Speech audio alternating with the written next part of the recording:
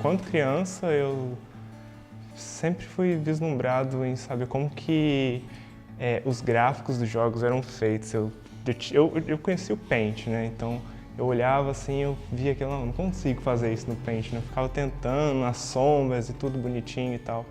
Eu tinha como referência Diablo 2, Age of Empires 2. Acho que o primeiro videogame que eu realmente me importei, porque eu tinha um Atari em casa, e era legal jogar ele, mas não era aquilo tudo, porque os jogos não contavam uma historinha, né? Foi quando a gente morava na divisa com o Paraguai, e meu pai, a gente sempre viajava para o Paraguai pra não ficar em casa. Então dava para comprar várias coisas legais que o resto do Brasil ia pagar muito mais caro e não ia ter, né? E quando meu pai trouxe o Nintendinho, que vinha junto com o cartucho do Super Mario Bros. E era diferente, porque diferente dos outros jogos que eu só tinha que fazer ponto, aquele até tinha um contador de pontos que não serve pra nada no canto, mas o objetivo era terminar o jogo, então ele contava uma história, né? De certa forma você realmente se botava no lugar do personagem, você realmente passava por obstáculos, tinha um vilão claro, tinha um objetivo claro, tinha teu irmão, a princesa que tu quer salvar, então ali mudou muita coisa de como eu interagia com jogos, e ali veio boa parte do meu interesse.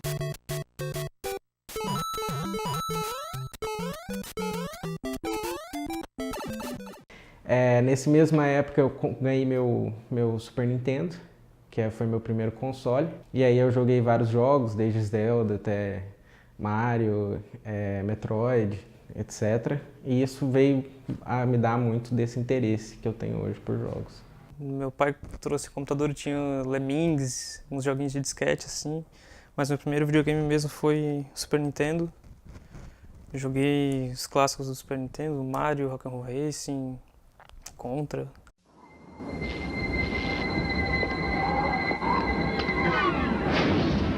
Decide to step up to this kind of power, this kind of challenge, this kind of flying, crashing feeling. When you decide to get serious, there's only one place to come, the games of Super Nintendo. No one else creates this kind of experience, because no one else creates these kinds of games. Now you're playing with power, superpower.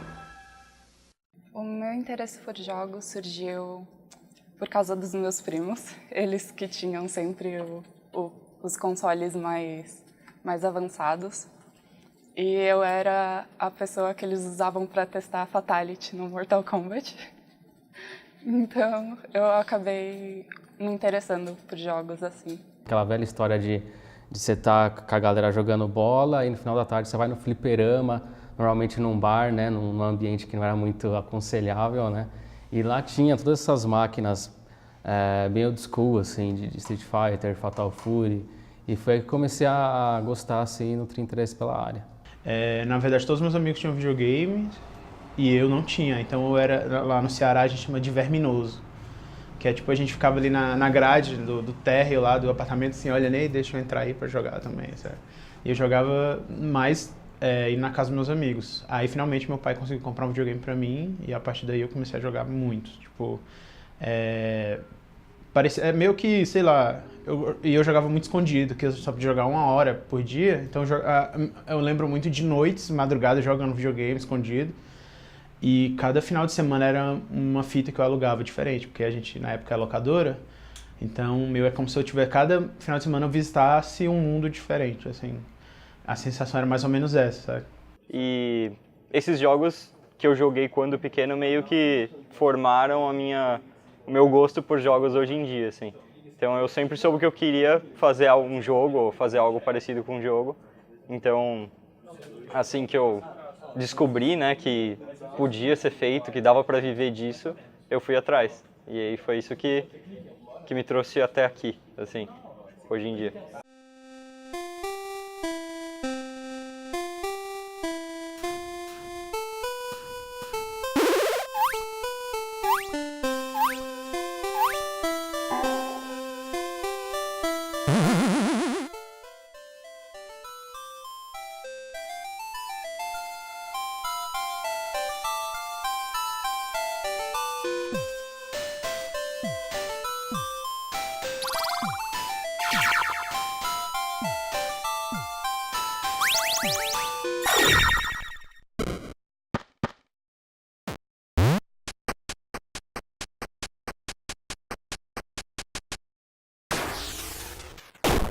Olha, eu acho que eu sou a terceira geração de desenvolvedores de jogos aqui no Brasil.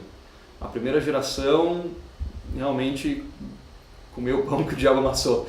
Eu acho que eles faziam jogos ainda, não existia nem internet, tá? Na época que eles faziam jogos, eles tinham que vender em mídia física, né? E essa mídia física, para poder fazer ela, era o inferno.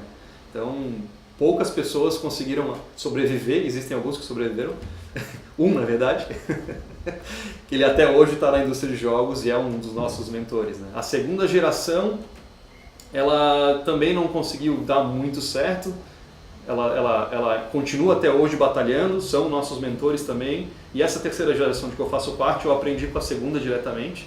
E a gente já conseguiu inovar como desenvolvedores indies, né? Até então, não existia essa distribuição digital que existe hoje. E a história de um jogo independente não era tão divulgada, não era um mercado de nicho como é hoje. Toda a magia de ser uma empresa independente é você fazer aquilo que você acredita, né? O pessoal que está meio cansado de trabalhar para os outros, de receber ordens, às vezes sem entender o porquê da direção das empresas. Então, o fato de ser indie, tu consegue fazer algo com o teu coração e expor isso para as pessoas em volta. Eu acho que no nosso cenário, no nosso contexto, não tem muito como não ser independente. Claro que tem empresas maiores e tal, mas se a gente quer fazer jogo assim, eu acho que o primeiro caminho acaba sendo ser independente. Se eu quisesse só fazer jogos, eu poderia fazer jogos em qualquer outra empresa. Mas não iam ser os jogos com a nossa cara e talvez a gente não sentisse a mesma coisa, porque tá todo mundo da equipe, todo mundo que trabalha na Cat Ninguém tá muito perto do jogo, todo mundo realmente dá opiniões que podem mudar o projeto inteiro de cabeça para baixo. Você sente que você tem muita responsabilidade sobre o que você está fazendo, sobre o produto final. A gente é independente no sentido que a gente toma as nossas decisões dos jogos que a gente vai produzir, é independente, a gente dita os rumos da nossa empresa, só que ao mesmo tempo a gente está dependente de alguns capitais externos. Por exemplo, a Ancine é algo que a gente precisou, um capital que a gente precisou para desenvolver o nosso projeto, né?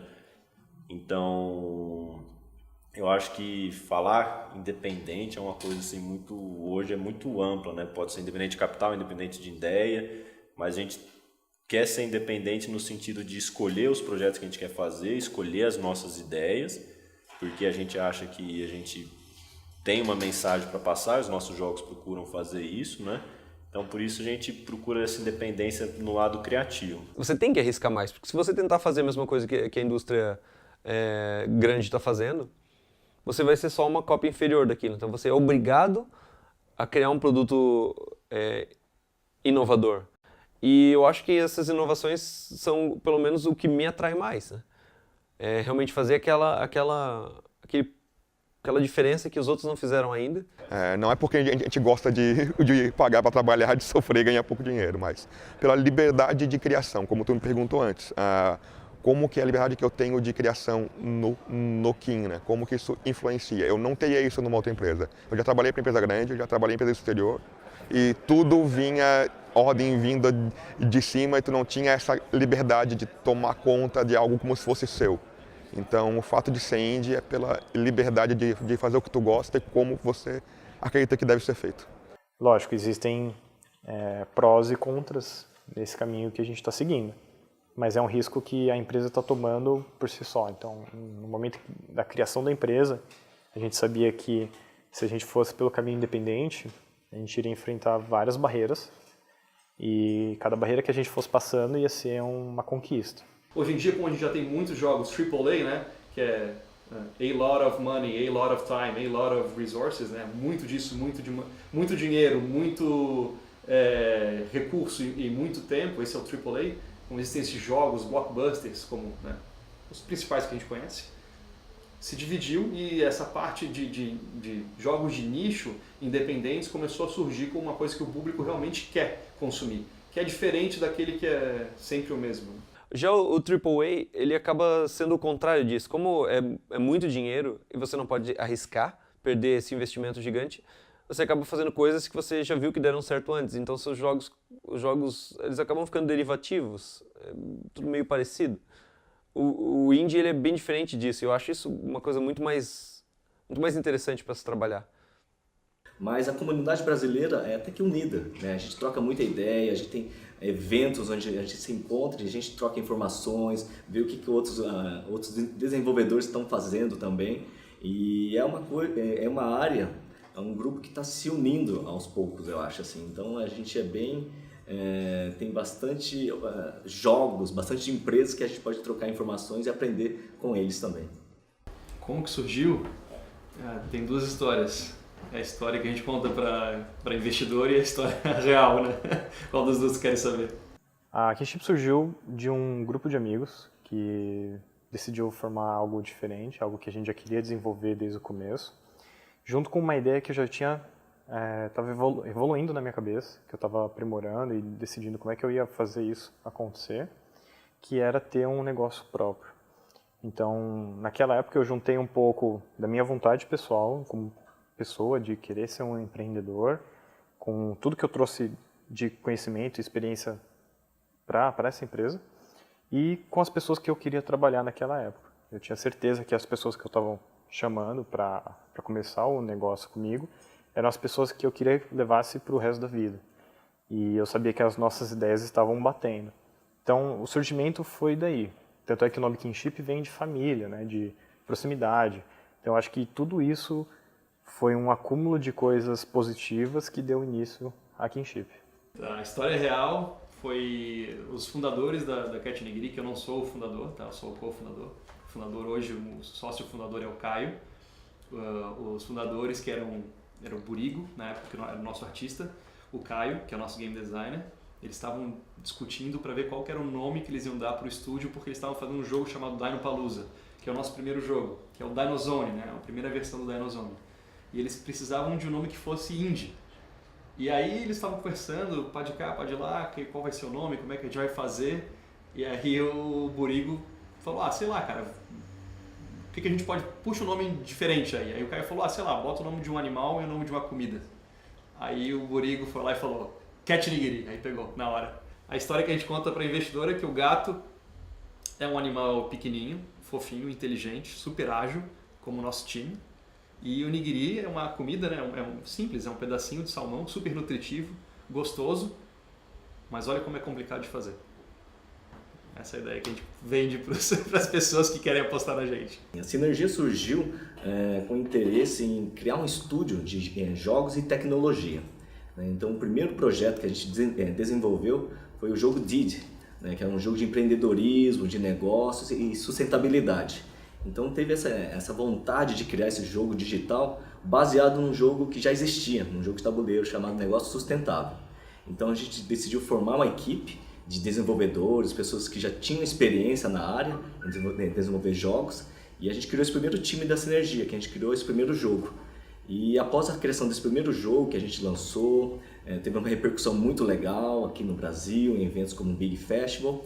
E como a gente já tinha essa equipe montada, a gente começou a desenvolver outros tipos de jogos também, de outros gêneros. Então a gente lançou o Master Bar, o Time Force, jogos de ação voltados assim, para um público mais amplo. E fora isso também, a parte de tecnologia, a gente começou a desenvolver também aplicativos. E o primeiro aplicativo que a gente desenvolveu foi o Go Game, que é uma rede social para quem joga videogame. Então tudo relacionado um pouco nesse mundo, assim, a gente orbita e tenta criar esses jogos. Como surgiu a Guilp? A Guilp, na verdade, surgiu de um projeto que o Marcelo iniciou logo após a conclusão do curso dele, de engenharia elétrica. Então ele veio para mim e perguntou, você está a fim de montar uma empresa de jogos, etc? Aí eu falei, não tô fazendo nada, né? Na época a gente embarcou nessa aventura aí a gente registrou a empresa, começou a bolar um plano para começar a realmente iniciar os trabalhos. Aí veio o concurso do Sebrae, que foi tipo assim uma coisa parece que divina assim que aconteceu. E a gente conseguiu emplacar um jogo no primeiro concurso de desenvolvimento de jogos do Sebrae, em 5º lugar. E com isso a gente conseguiu uma premiação ali de em torno de uns 40 mil e a gente conseguiu investir esse dinheiro dentro do Minimo. Aí depois de uns 6 meses a gente veio lançar o Minimo e aí é a história, né? Como é um sofrimento absurdo, é muito difícil. Todo dia, quando eu acordo, eu penso poxa, eu tô aqui ainda, ou eu sou teimoso, quer dizer, de certeza que eu sou teimoso, ou eu sou muito, né, como é que eu posso dizer, estúpido, ou eu sou muito corajoso, porque é realmente complicado, é bem difícil. É uma tarefa difícil, é uma tarefa muito difícil. A gente tem ainda poucos incentivos. Agora, com esse edital da Ancine, a gente teve um auxílio maior, mas ainda costuma ser muito restrito. Que é a única maneira do Brasil, de qualquer startup, pelo menos da nossa área criativa, receber algum fomento, né? Ou é o governo querendo mostrar e abrir as portas, ou é uma grande empresa que vai dar dinheiro para alguém que já está conectado. Quem é independente não tem esse tipo de conexão, é muito difícil de dar certo, né? Então, num país como o Brasil, é importantíssima essa participação do governo. O mercado de games no Brasil é difícil, né? Acho que todos os desenvolvedores sabem. Só que ele está crescendo muito, né? E o pessoal está aprendendo muito também. Eu estou desde 2014 no mercado e desses anos todos já vi uma evolução, sabe? Mas, no geral, a gente trabalha com o que a gente tem, a gente gosta muito de viver aqui, a gente quer, na verdade, crescer a indústria no Brasil mesmo, e essa é a nossa ideia para o futuro também. Eu acho que o mais legal relacionado ao mercado é a expansão que está acontecendo com ele. Se você for ver, até 15 anos atrás, 20 anos atrás, o mercado de jogos digitais era concentrado em PC e consoles, né? Nintendo, PlayStation, etc. Com o advento do smartphone, dos tablets, esse mercado explodiu muito. A própria internet, os jogos que pode jogar no browser, direto no navegador também é uma nova opção. Então o mercado expandiu para outros tipos de pessoas também, para todos os gêneros, todas as faixas etárias. Então ampliou muito a possibilidade de se criar jogos. Agora o cenário está mudando. E é uma onda inevitável, porque já é a quarta, mais de 10 anos, a quarta maior indústria de entretenimento do mundo, né? Cinema é a quinta, música é a sexta, ou seja, a quarta é uma das maiores do mundo, lá fora e no Brasil ainda não pegou essa onda. Então é inevitável que ela vá, né, ou a gente vai surfar ela, ou ela vai bater forte na nossa cabeça. Eu estou querendo surfar. É muito mais fácil, eu acho, qualquer um começar a fazer jogo, baixar uma engine, fazer um jogo, o que tem seu lado bom, né? Com certeza, vai ficar mais democrático para todo mundo, eu acho, mas ao mesmo tempo mais difícil de ser visto. Tem muito jogo saindo o tempo todo, muito jogo bom saindo o tempo todo também. Então a concorrência fica mais acirrada. Eu comecei a desenvolver jogos mesmo profissionalmente em 2008, quase 10 anos já. Então não tinha muito indie, né? As plataformas não eram tão democratizadas como é hoje, né? Então agora com essas engines tipo Unity, Unreal, com acesso mais fácil, então mais pessoas passaram a desenvolver jogos independentemente. E com certeza, se fosse há uns 5, 6 anos atrás, seria muito mais difícil, né? Por isso a gente está tendo essas iniciativas, o pessoal da Ancine está incentivando e tal, né? Com a tentativa de fomentar o mercado, né? Mas para mim, assim, pelo menos o que eu vejo, a gente está ainda nos primeiros passos ainda. E tanto assim que eu sinto que a gente está meio que desbravando a área, entendeu? Parecia que ia morrer porque tinha muito estúdio gringo aqui, né? Teve o estúdio da Ubisoft, teve da Glo Mobile, até acho que foi a EA que abriu um estúdio aqui, né? E fechou já. Então quando esses estúdios começaram a sair, ficou meio, nossa, será que vai tudo morrer e o mercado que estava começando vai cair, tá ligado, assim? Mas ele tá cada vez maior, assim, como eu falei, assim, ele às vezes é tão underground, assim, é tão escondido, né? Que às vezes você nem sabe que tem tanta coisa rolando, assim, mas quando você vai vendo, cada ano você vai vendo mais estúdios menores, estúdios grandes aparecendo, ele tá aumentando bastante, assim.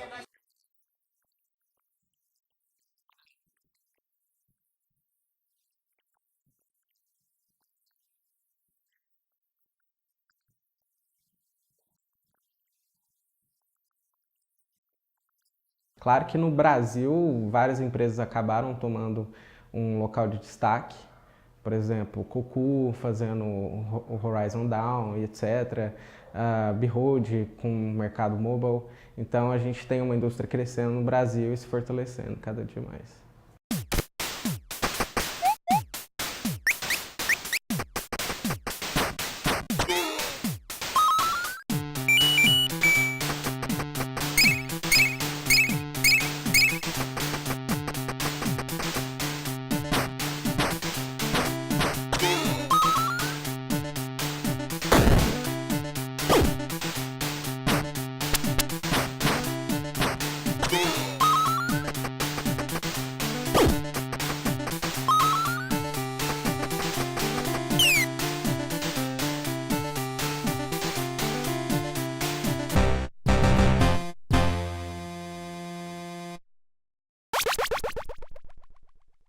Por que eu decidi ser game designer? Bom, eu acho que não foi uma decisão que, tipo assim, eu queria ser game designer quando eu comecei, né?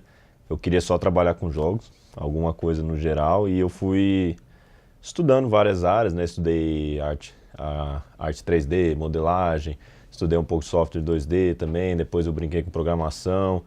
Aí eu comecei a ver um pouquinho mais sobre o que era level design, sobre o que era game design, foi um negócio que eu fui me interessando mais, sobre mais essa composição das mecânicas, composição do mundo, fazer tudo ser coeso, né? Porque eu acho que uma coisa que sempre me encantou mais nos jogos era tipo assim, não só uma peça em si, mas como tudo aquilo encaixava tão bonito. Por exemplo, uma das coisas que me inspirava muito era o Final Fantasy, quando eu via aquelas cutscenes, aquela história se revelando e tudo encaixando com o que acontecia no jogo, com as mecânicas, eu achava isso muito interessante.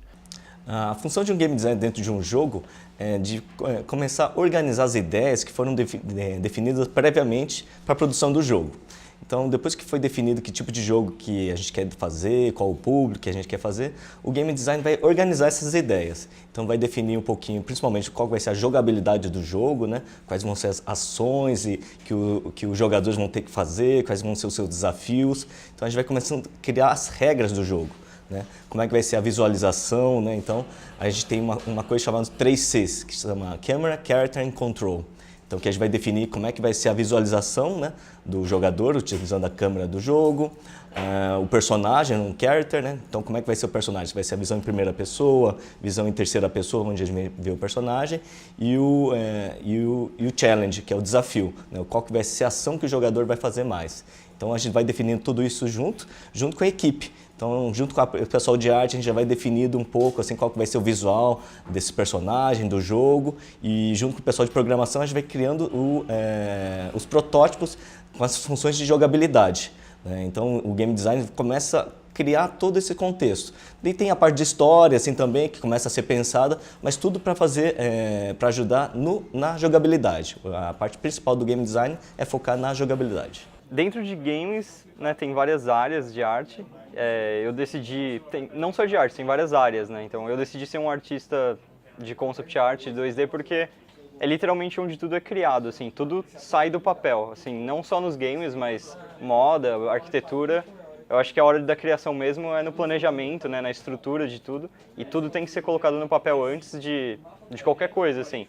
E eu acho que é onde está a mágica, assim, realmente, de você pôr algo no papel que estava na sua cabeça e você poder mudar se você quiser, tipo, é rápido, assim, de ser criado, assim, né? Até ser levado até os seus passos finais, assim, da criação. Eu acho que o papel mais legal para mim. Assim. Acho que quando eu era mais novo, eu gostava muito de desenhar, de criar. Comecei a crescer, você desenha, videogame, e eu comecei a guardar e ficava guardando aquilo pra mim. Com o tempo eu fiquei, cara, você já... Assim, até acho que fiquei uns 3, 4 anos sem desenhar, até na faculdade, comecei a desenhar na faculdade de novo, lá pro metade do semestre, achei que queria ser artista, não artista conceitual, artista, que tipo, esse é meu estilo, você não consegue entender meus pensamentos e tal. E eu vi que assim, até é legal às vezes você viajar um pouco, mas eu gosto mesmo de criar um produto, criar um mundo, assim, sei lá, uma coisa mais, não técnica, mas menos artista, menos abstrato. Quando eu comecei a trabalhar com jogo, eu ia fechando mais esse cone de realmente é isso que eu quero.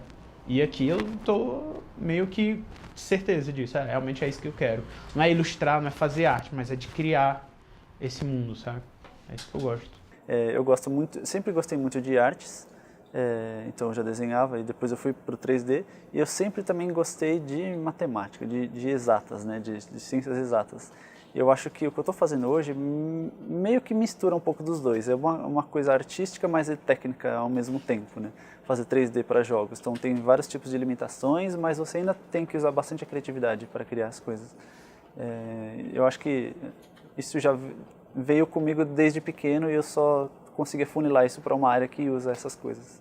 Descobri o design gráfico. Dentro do design gráfico fui para a área de jogos e queria, sei lá, desenhar, levar aquilo a sério. Eu desenhava um pouco quando era mais jovem, assim. E daí fiz um cursinho de 3D. E eu faço meio que de tudo, né? Não sei, eu não sou especialista em nenhuma área. Eu desenho, faço 3D, faço um pouco de som, um pouco de música. tudo que é criativo e diferente, assim, eu tô me metendo. Na verdade, assim, eu gostava muito do 3D em geral, assim, não só para jogos, mas para cinema, para animação, né? E no Brasil não tinha esse tipo de estudo, até um tempo atrás não existia, então meio que ficou em segundo plano, né? E depois, já que eu estava formado, me formei em outra coisa, apareceu a oportunidade de eu fazer outros cursos, né? Outro tipo de especialização. E aí eu gostei, né? Eu vi o folder da escola em questão oferecendo o curso de game, de arte, eu me interessei e falei, quem sabe, né? E aí comecei a gostar bastante, e aí resolvi seguir nessa área. As minhas funções como artistas 3D vão desde a própria modelagem em si do cenário do jogo. A gente trabalha com outras pessoas fazendo modelagem de personagens, de outros objetos. Aqui a minha função dentro é fazer o cenário. Então eu pego concepts do Gui, do Andy, e eu transformo isso para 3D, fazendo as adaptações necessárias, modificando. Às vezes eu chamo eles para a gente conversar um jeito melhor de criar alguma coisa, porque o 2D, o desenho, é uma coisa. Quando você transporta para o 3D, são 3 dimensões, né? Você tem muitos detalhes, tem muitas coisas, formatos que acabam não funcionando quando você transforma. Então a gente sempre conversa, troca ideias sobre como melhor resolver esses problemas de adaptação que dão, né?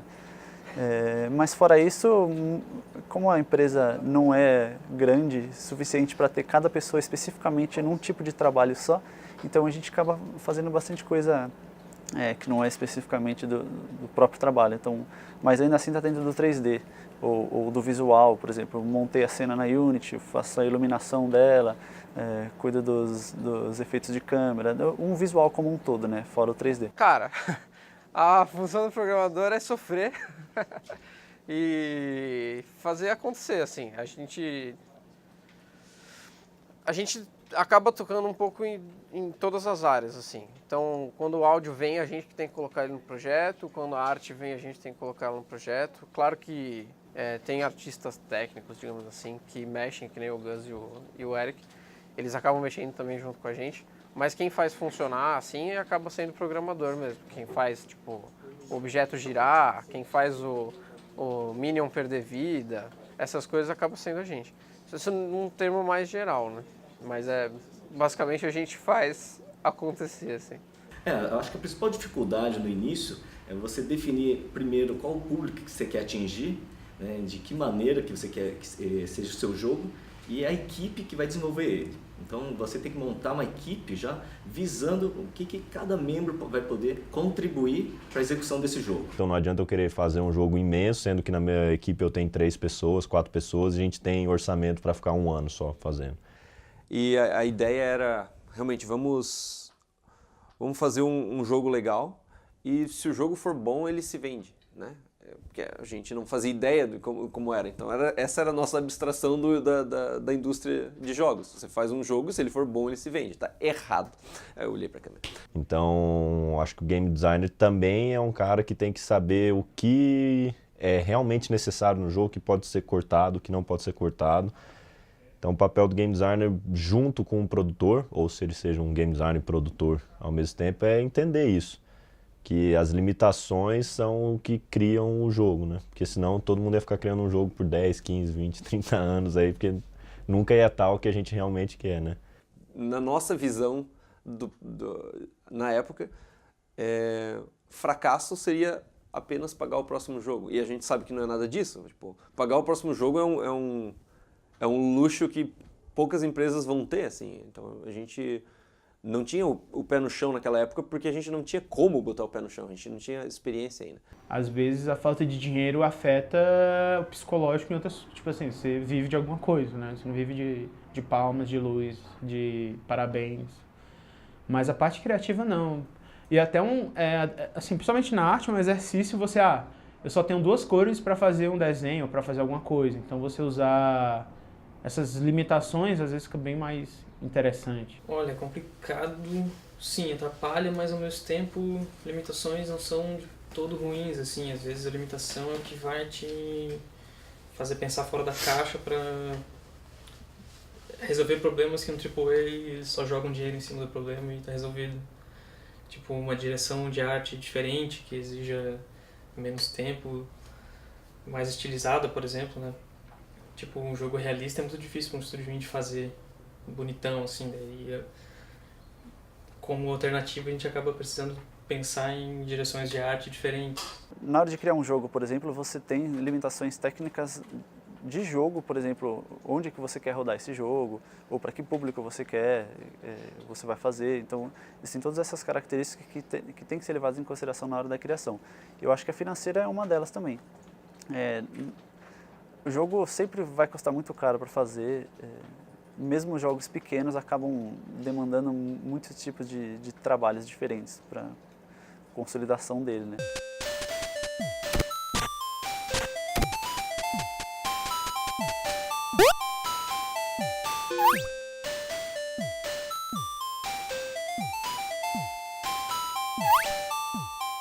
King conta a história de uma garotinha que foi criada e treinada pela sua avó e vê um mundo tomado por uma corporação estranha com zumbis e devastação no mundo inteiro. Então ela vai atrás e combate essa força do mal até chegar no foco dela, que não vou falar, senão seria um spoiler.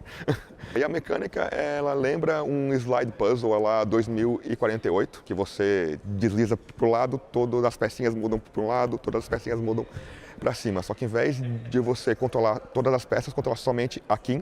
É uma menininha num patins, que você bota para o lado, ela vai toda para um lado, para cima. Então essa é a movimentação básica. E conforme ela para, ela interage com inimigos. Então é um mix de um puzzle, slide puzzle, com um adventure à la Zelda, lá Goof Troop. Então você tem várias fases, tem uma storyline que segue nessas fases, com puzzles que mistura combate com navegação entre mapas. Ele está muito no começo do desenvolvimento, a gente não conseguiu deixar ele... É agora que ele está começando a tomar forma, então tá difícil de formar uma opinião sobre ele. Por exemplo, como a gente tem do Necro. Necro é um jogo que eu amo.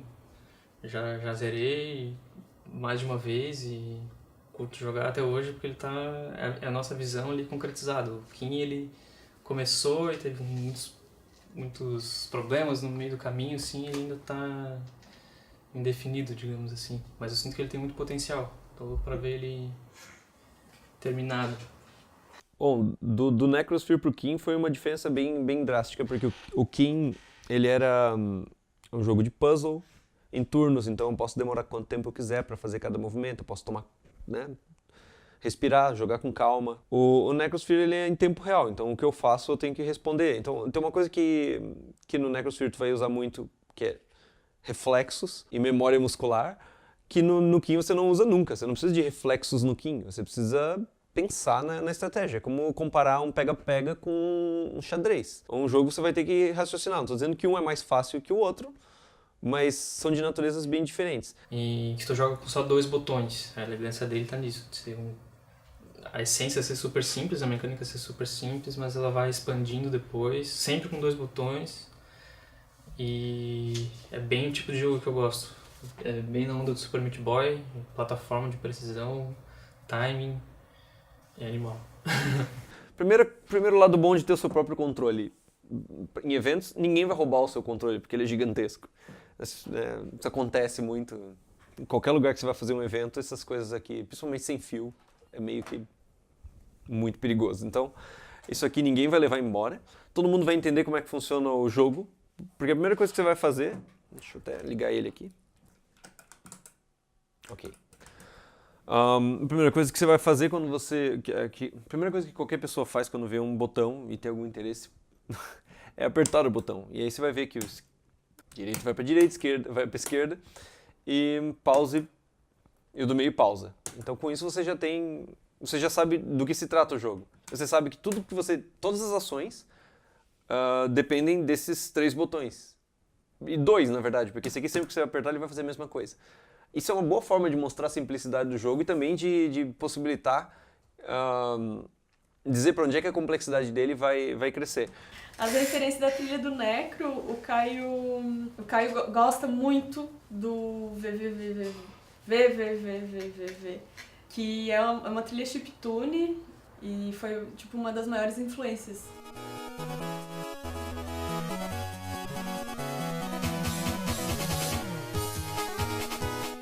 Uma outra trilha foi do Axiom Verge, que é uma estética meio chiptune, mas meio sintetizador, até meio pop, não sei.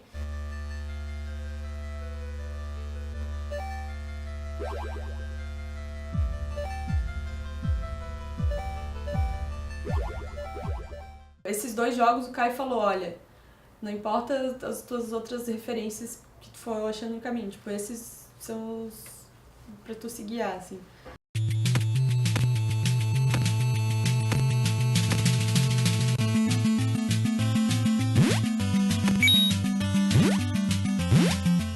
O Necrosphere também ele me possibilita fazer uma arte mais minimalista, que era o que a gente poderia fazer naquela época. Não tinha recurso para fazer algo muito mais trabalhado que aquilo. O gênero de jogo do Necrosphere permite que você faça as coisas mais minimalistas e elas ainda vão ter uma carga narrativa boa.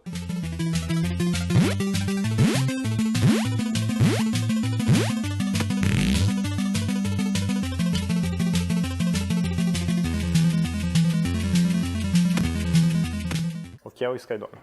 Bom, o Skydome é um jogo de ação e estratégia em tempo real. É um Action Tower Defense, como a gente chama atualmente. E é um jogo onde 2 equipes de 4 pessoas se enfrentam numa arena, enviando tropas para o lado inimigo. O objetivo do jogo é você dominar o artefato inimigo e para isso você tem que enviar tropas disponíveis no seu arsenal de tropas. Então os jogadores conseguem escolher quais tropas eles querem enviar para qual lado da arena, a fim de destruir as defesas do time inimigo e chegar o mais próximo possível do artefato. No momento que você passa o portão do artefato, o seu objetivo está lá, é só conquistar ele, e se você realmente conquistar, você é o grande vitorioso dessa batalha, né? O Skydome, do meu ponto de vista, é um jogo que ele traz as experiências de todo mundo aqui do projeto, né? Cada um aqui na Kinship teve uma vida diferente, todo mundo aqui gosta de jogo, mas todo mundo tem uma personalidade diferente e gosta de coisas diferentes. Então, acho que o Skydome é uma junção de tudo isso, assim, que a gente trouxe, né, na nossa bagagem. E é um pouquinho da vida de cada um, assim, mais ou menos. E dentro de um jogo só, dentro de um projeto só. Então, por exemplo, a minha parte eu sempre gostei de jogos mais cartoons e coisas exageradas. Então, eu acho que eu consigo pôr isso nos personagens que eu crio e na minha parte do Skydome. Outras pessoas tiveram outras experiências e isso também transparece em outras áreas do jogo, assim. E o Skydome é um pouquinho diferente dos outros jogos do mercado, apesar de ter elementos parecidos, porque ele é um jogo brasileiro, né? Então ele é feito por brasileiros. A gente tem um apoio internacional de pessoal da Europa e da Ásia, mas ele foi desenvolvido aqui, inteiramente por brasileiros. Então acho que isso é um grande diferencial do projeto, né? Conseguir fazer um jogo dessa magnitude aqui no Brasil.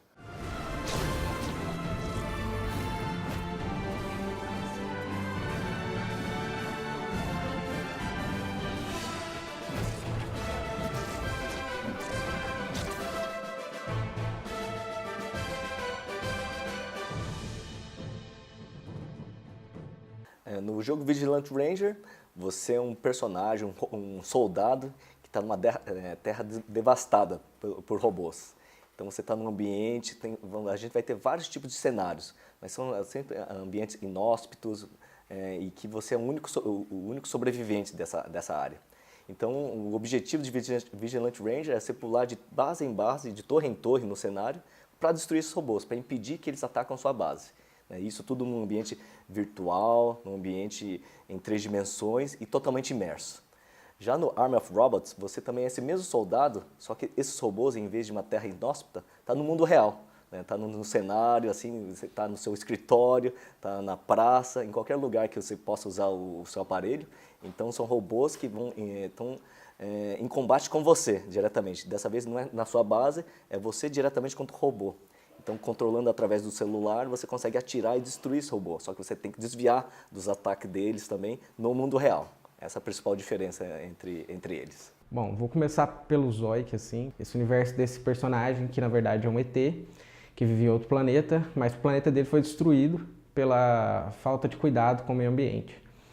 Então, o grande objetivo do jogo era passar essa ideia de sustentabilidade, de ecologia, sem que fosse algo extremamente antimercadológico, como muitas empresas acabam caindo nessa dificuldade aí. Agora a gente vai tentar lançar ele, né, com algum destaque e com alguma forma de exposição maior em setembro.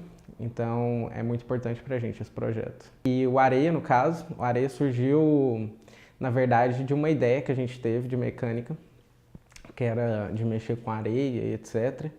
E a gente foi evoluindo isso, dando uma história ao personagem e criando todo o envolvimento de um cenário em volta dele. E foi criando, na verdade, a identidade psicológica do jogo, que na verdade era para ser uma coisa um pouco mais emocional, uma jornada mais emocional, uma coisa mais artística e que trouxesse no final uma reviravolta, uma ideia de visão ali, em que o jogador pudesse realmente reiniciar a história e ver com outros olhos.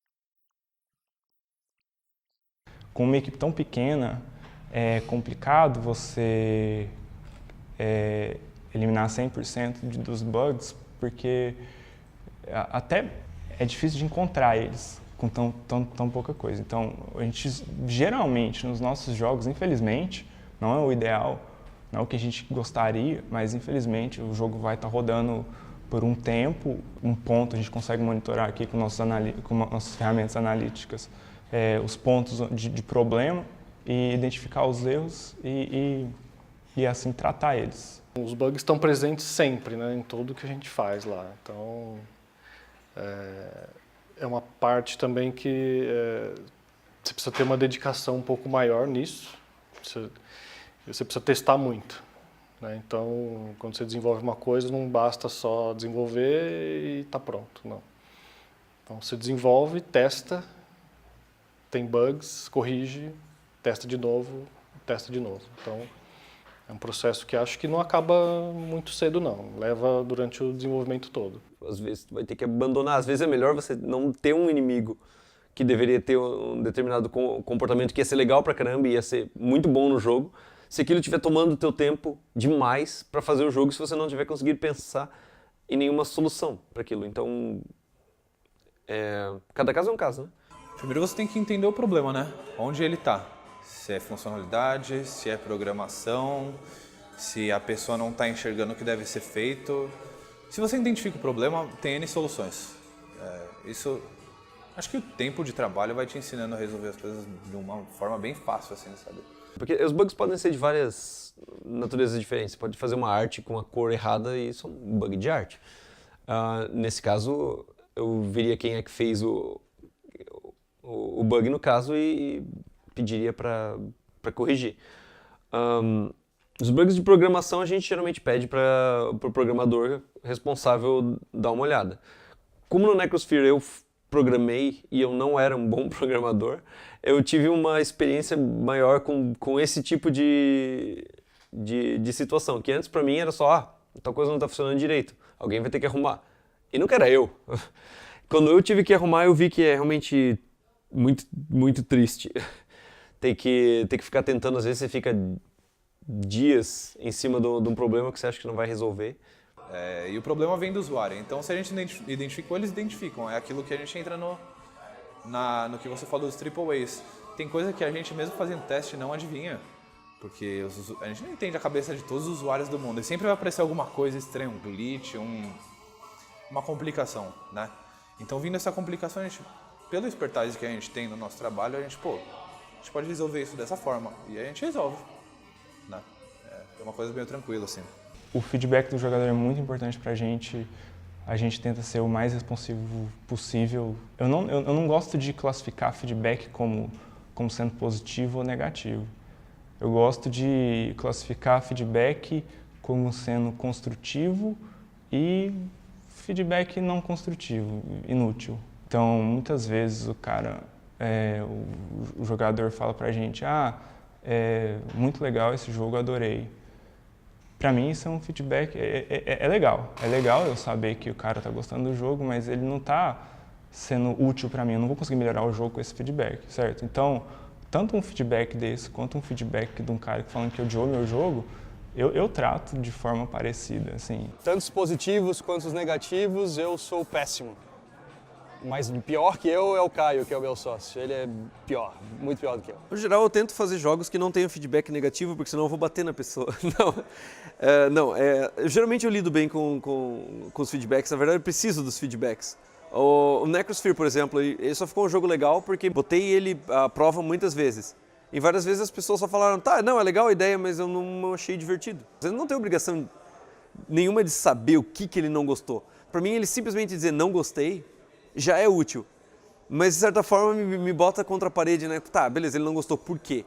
Eu preciso descobrir mais sobre esse jogador. Eu preciso descobrir se ele não gostou do jogo porque o jogo está sendo faltoso em alguma coisa que ele precisa, ou se simplesmente não é a praia dele. Se eu quiser alguém dizendo que gostou de tudo que eu faço, eu falo com a minha mãe.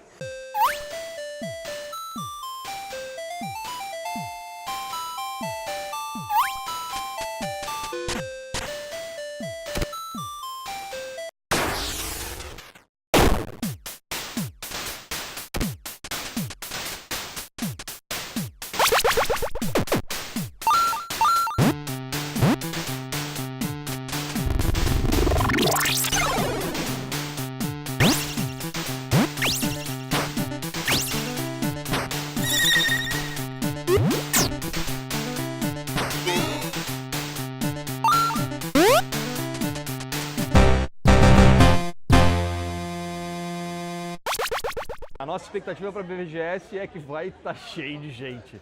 Ano passado foram 300 mil pessoas na BGS. E a área índia era imensa. E a área índia estava grande, só que eles tinham bloqueado a gente, eles botaram a gente atrás um paredão. Virado para um food truck muito doido. E ainda tinha uma coluna do nosso lado, cara. Esse ano eu reclamei pra caramba, quase xinguei no Twitter.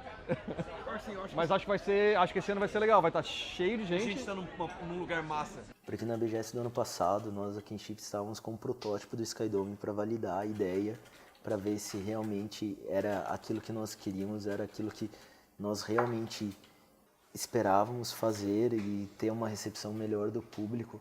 Tanto é que depois da feira, a gente reveu tudo. A gente simplesmente parou o projeto, olhou para ele do jeito que estava, olhou para o futuro e falou, como a gente vai chegar lá? Eu quero apresentar algo muito melhor. De diversas formas, tem que ser espetacular. Como é que eu faço para chegar lá? Então a gente parou tudo, analisou as opções que a gente tinha e a gente falou, não, a gente vai ter que crescer mais, vai ter que pôr mais gente, vai ter que mudar isso e aquilo, para que na próxima feira de 2017 a gente consiga um resultado muito melhor, com uma qualidade muito superior com o que a gente tinha. Eu espero nessa BGS que nós tenhamos um alcance muito maior do que tivemos outra vez, porque agora o investimento está sendo muito grande, vamos crescer 9 vezes, vai ser um stand gigante. Queremos realmente colocar aqui em Chip o Skydome no mapa do desenvolvimento brasileiro e mostrar, olha gente, algo que nós sabemos desde sempre, tem muito talento no desenvolvimento independente brasileiro, o desenvolvedor brasileiro é muito bom e o mercado brasileiro tem espaço para jogos de vários tamanhos. Não precisa ser só o indie pequenininho, rápido ali de celular. Você realmente consegue desenvolver um jogo com ambições muito maiores, ambições realmente fortes. É algo que a nossa expectativa com o Skydome é grande e o mercado vai aguentar, vai ter espaço para ele, não vai ser algo que não cabe no mercado brasileiro ou no global. Tem espaço para todo mundo. Eu quero uma validação desse tipo, de dizer, nossa, olha, esse é um jogo brasileiro, não esperava, é algo que às vezes nós já escutamos quando mostramos o Skydome por aí, e eu quero ver isso potencializado de uma forma que só um evento da magnitude da Brasil Game Show realmente consegue, né?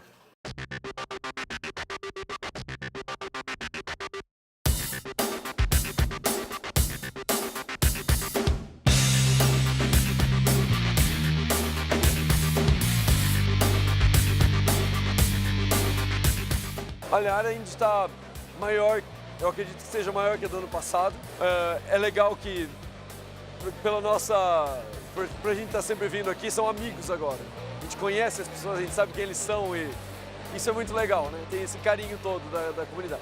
A área indie pra gente está sendo muito bom. Como é a nossa primeira vez que a gente está participando também, é difícil ter um parâmetro para comparar com os outros anos, mas pra gente a gente viu tá atendendo nossas expectativas. Tem um fluxo bom de visitantes aqui, a gente está junto com os outros companheiros, assim, que também são desenvolvedores, é muito legal, que a gente troca muita ideia. Então até agora está muito legal aqui essa experiência. A reação da empresa está sendo muito boa também.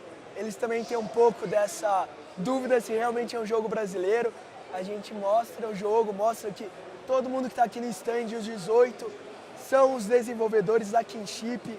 Você bater na porta da Kinship hoje, toda essa semana, você só vai escutar uns grilos, umas traças andando lá, porque está vazio.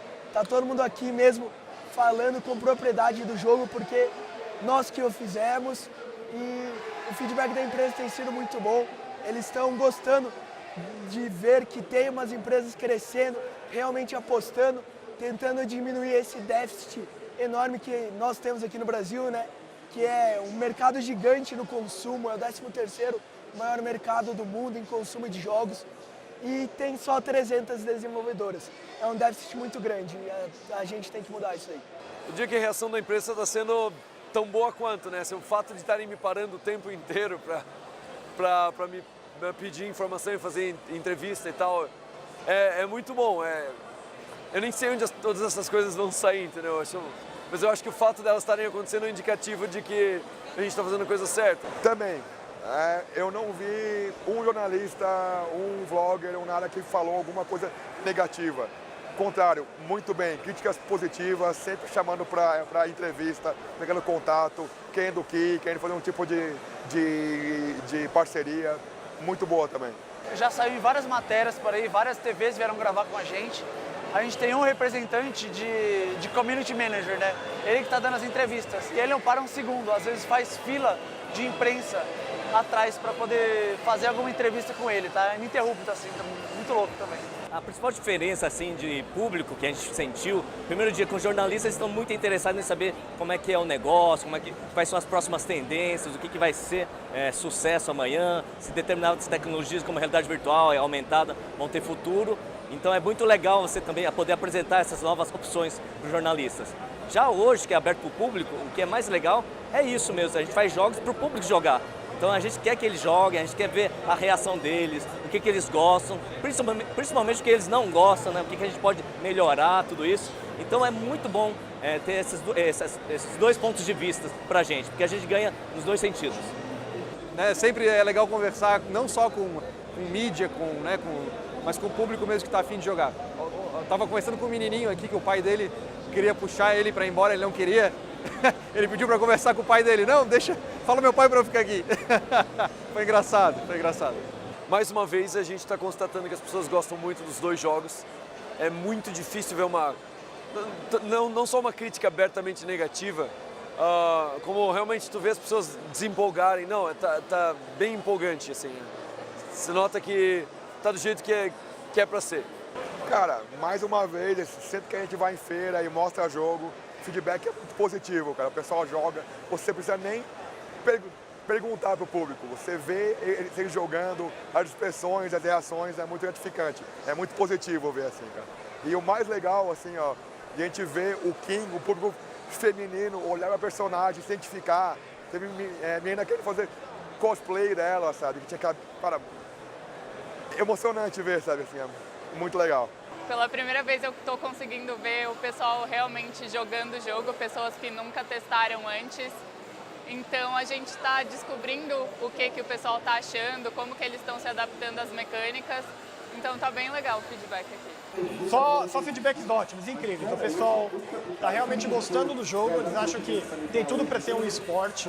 Falta pouquíssimos ajustes para já colocar o jogo em lançamento, para o pessoal jogar de casa. E eles estão dando dicas incríveis pra gente, que a gente com certeza vai implementar no projeto.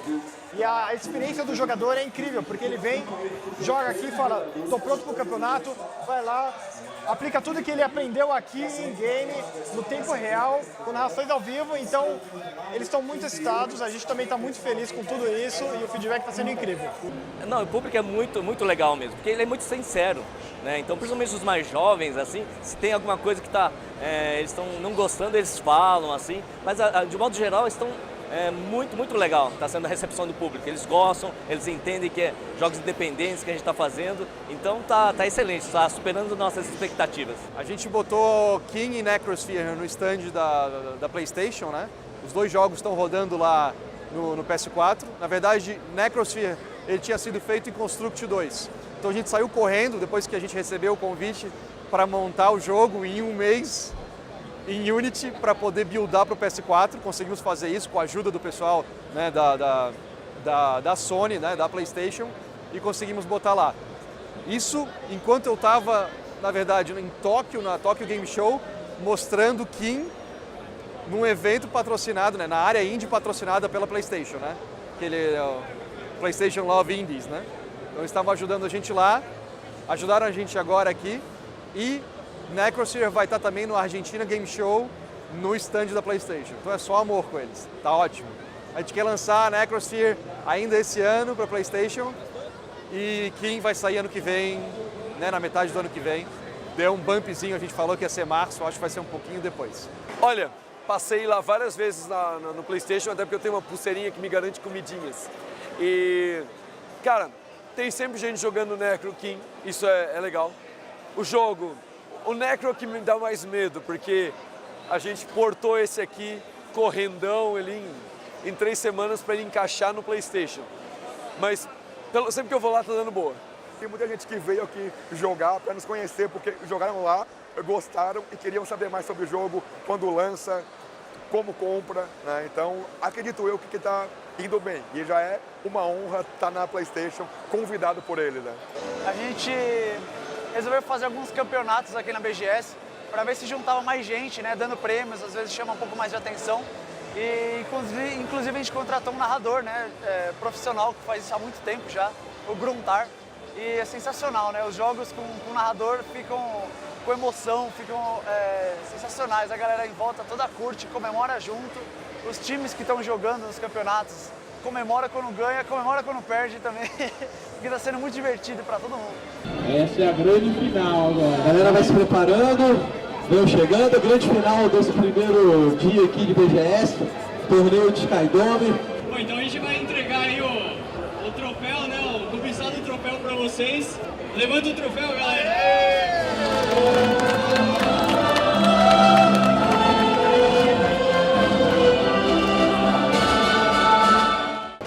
Ao mesmo tempo que a gente está fazendo o campeonato aqui na BGS e transmitindo no telão, a gente está ao vivo na internet também, pelo Twitch, pelo YouTube, ao mesmo tempo. A galera tem mandado feedback pela internet também, o pessoal tem assistido, então é uma forma a mais de juntar a galera e de espalhar a palavra, né? De todo mundo conhecer o jogo. Que jogo é esse? Onde eu posso baixar? Como é que eu faço? Me dá uma key. Quero jogar. Pô, jogo incrível, jogo brasileiro. Essa é uma ótima pergunta que eles fazem, né? É um jogo brasileiro, feito por brasileiros, e a gente fala, pô, Brasil é aqui, é a gente, né? Camisa. Nós somos indies também. A gente acabou pegando um stand maior, então tá chamando bastante atenção por ser um indie, né? Mas a gente não deixa de trocar ideia, conversar com os outros indies, são todos nossos amigos. A gente apoia, vai lá.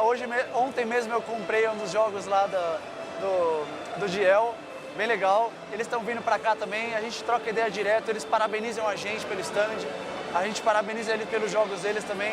Aqui a parceria não acaba, né? Não é tamanho de stand ou tamanho de jogo que vai ditar com a relação entre a gente. Então, todo mundo é bastante unido ainda. Então, isso que é muito legal, porque não tem uma competição. A gente se sente muito uma parte de uma comunidade mesmo, né? A gente torce para o sucesso de um, A gente quer que os outros tenham sucesso. Então é muito legal ver a evolução, às vezes de um projeto que você viu lá atrás, né? Quando era um protótipo, quando era um projeto bem pequeno, como é que está hoje, né? Porque todo mundo se esforça muito para estar aqui nesses eventos, apresentar o produto quase final, o produto bem acabado. Então é muito legal ver essa evolução dos projetos de todo mundo. Olha, acho muito importante ter esse networking com o pessoal, não só para você colher informação sobre o teu jogo, colher sugestão de colegas, mas porque você, tendo uma comunidade de desenvolvedor unida, você consegue ir muito mais longe. Você pode, por exemplo, fazer um evento, você pode rachar custos com coisas internacionais. Enquanto estou dando essa entrevista, eu botei 3 amigos de 3 cidades diferentes para cuidar da barraquinha. Então é muito importante tu estar sempre unido com todo mundo e você continua unido com eles mesmo quando você vai para casa. Vocês estão sempre conversando no WhatsApp, nos Facebooks, e você está sempre mantendo mantendo a chama acesa, né? E aí quando chega na feira no ano seguinte, é um monte de abraços, é bem legal. É bom para todo mundo, como gamer, como developer, como empresário, sempre bom.